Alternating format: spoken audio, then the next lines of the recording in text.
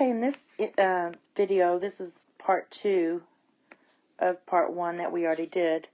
We have a little slightly different equations, and we're going to do these 5 problems, and they're kind of similar, except for number 1. Number 1 is actually the first one we're going to do. I'm going to go in order, so if you need a specific type problem, you might want to skip to that. So the first one, let's get started, is here. And recall that first of all, we have to find out what our restrictions on our domain is. We know that x cannot be -4 and x cannot be 1. Because if you have those values, then you'll have a denominator that is 0, and you cannot divide by 0. Now in this case, instead of getting the LCD, since I just have one term here and one term here, I'm just going to cross multiply. When I cross multiply, I'm going to get x times x minus 1 equals 3 times x plus 4. Now I'm going to simplify. Again, if I make any mistakes here, just leave a comment, because I didn't do a script on this. I'm just going freehand on this.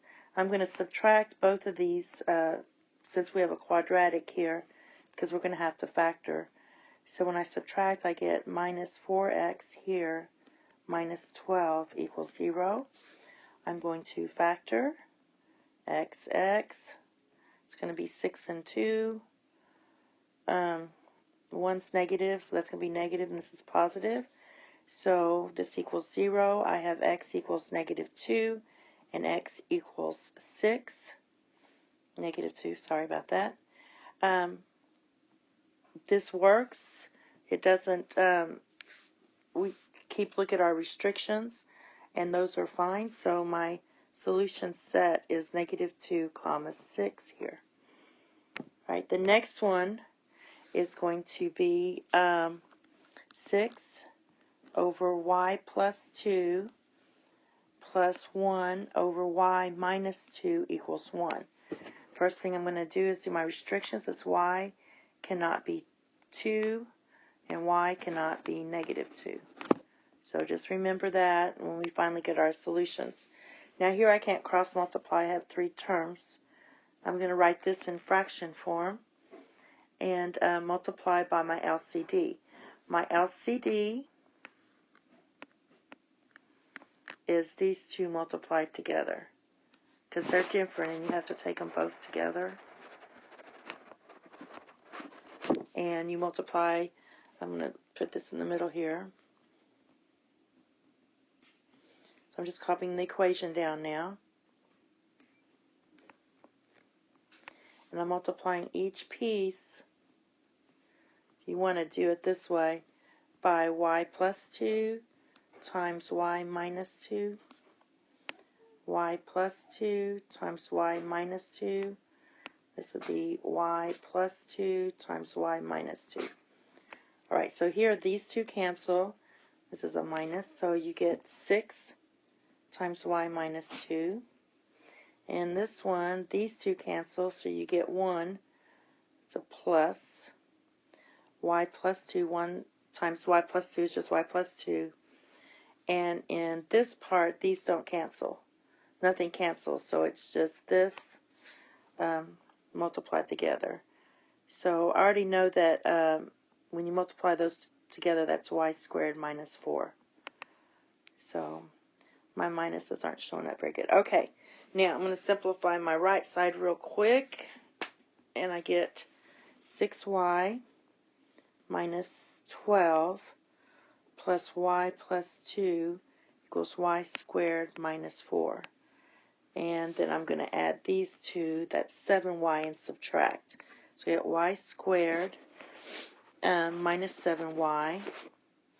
When you combine these two, that's -10. And you add negative, when you're adding 10, you get -4 plus 10 is 6 equals 0. So then when I'm going to factor this, you get y minus 6 times y minus 1. Okay, and you can always check, make sure I factored properly. So my solutions are y equals 6 and y equals 1. And they both work because it doesn't, they don't fall into my restrictions here. Okay, the next problem is here. We have 3 divided by n.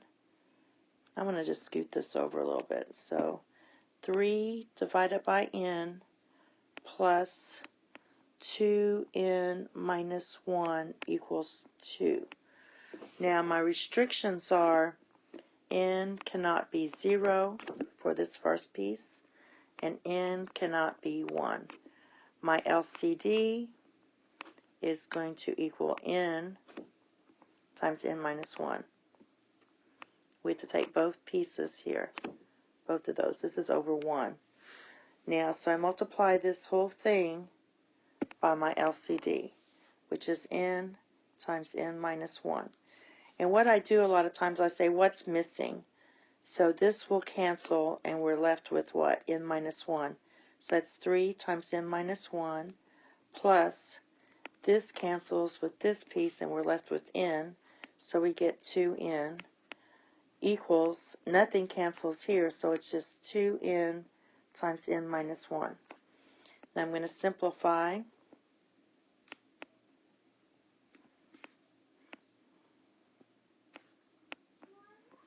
Since it's a quadratic, I'm going to move this whole left side to the right. So I'm going to copy, I'm going to do some of this in my head just to save space. So this is 5n.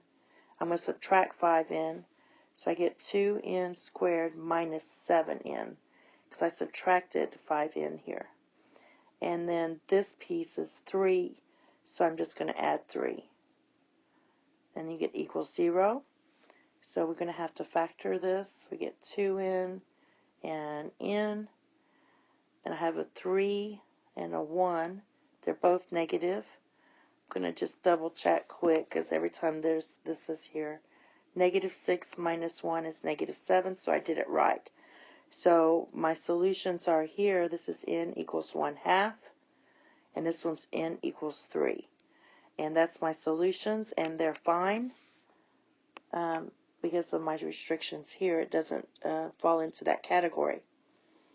Okay, the next one is 2, I'm going to put this in the middle, equals x over x plus 3 minus 3 over x minus 5.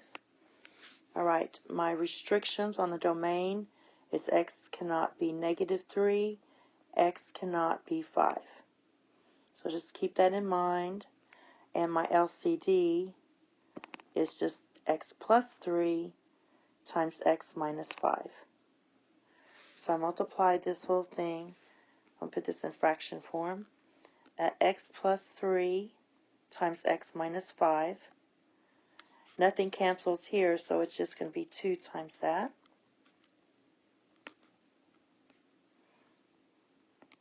Equals x.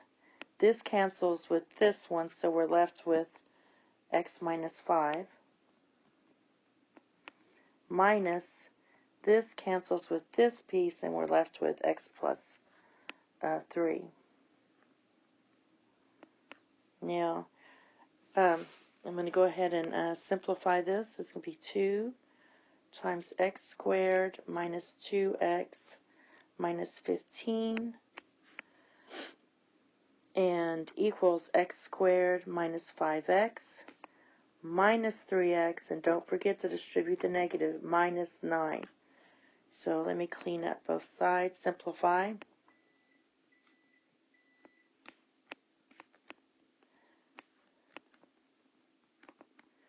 I'm going to move everything over to the left because I want my x squared to be positive, so I'm really subtracting x squared, I'm adding 8x, and I'm adding 9.